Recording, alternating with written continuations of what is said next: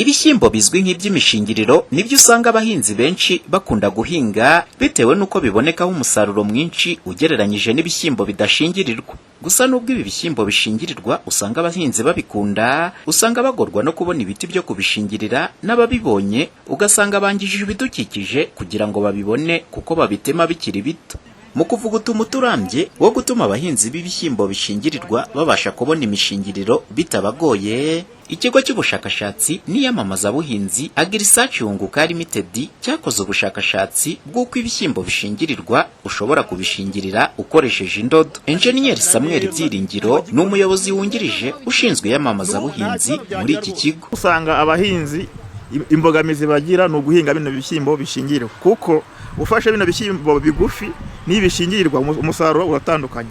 Usanga kuko ibishyimbo bishingirirwa bikuba byibuze inshuro 3 kuzamura kugeza kuri enye ibishyimbo bigufi. Niyo mpamvu rero twebwe twarebye ko ibishyimbo birebire cyangwa bishingirirwa ari byo byongera umusaruro, ni iki twabikora kugira ngo byibuze tubungabunge ibidukikije ndetse tunazamure umusaruro w'ubuhinzi. Ariyo mpamvu twazanye iyi modo yo gushingiriza dukoresheje indodo, tutangiza ikirere, turashingirira kandi tukagabanya itemwa ry'ibiti bikoreshwa mu gushingirira. Nyuma y'ibi hazakurikiraho icyo abaturage bizabageraho bite, bazabamenya bate? Murakoze cyane ku kibazo cyiza. Niyo mpamvu nabwiye ko dukora ubushakashatsi n'iyamamazabuhinzi. Iyo tumaze rero gukora ubushakashatsi bwacu, kuko dukorana na Minisiteri y'Ubuhinzi n'Ubworozi mu Rwanda ndetse n'ikigo gishinzwe ubuhinzi n'ubworozi mu Rwanda aricyo RAB, iyo tumaze kubona izi tekinoloji turabegera tugafatanya nabo kugira ngo tuzijyane mu baturage. Ubwo rero nyuma yo kumara kubona resultat zizabamo ahangaha, tuzabijyana mu baturage mu cyo twita extension.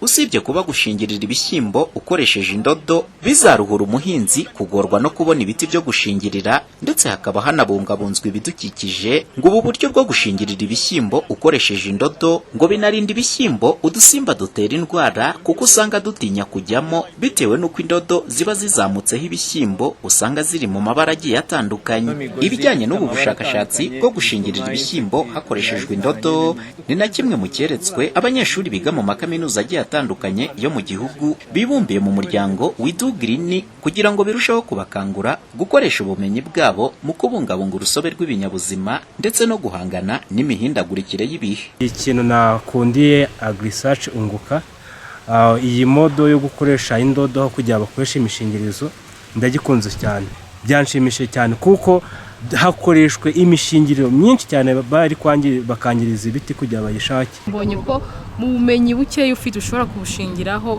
wubaka ibintu byinshi bitandukanye. Nka hano tubonye ko indodo dushobora gukoreshwa mu gushingirira ibishyimbo, bigaragara yuko biratuma ya mashyamba twatemaga dushaka impuze imishingiriro tuyagabanya. Umuhoza Honore, Flash TV, mu karere ka Musanze mu majyaruguru y'u Rwanda.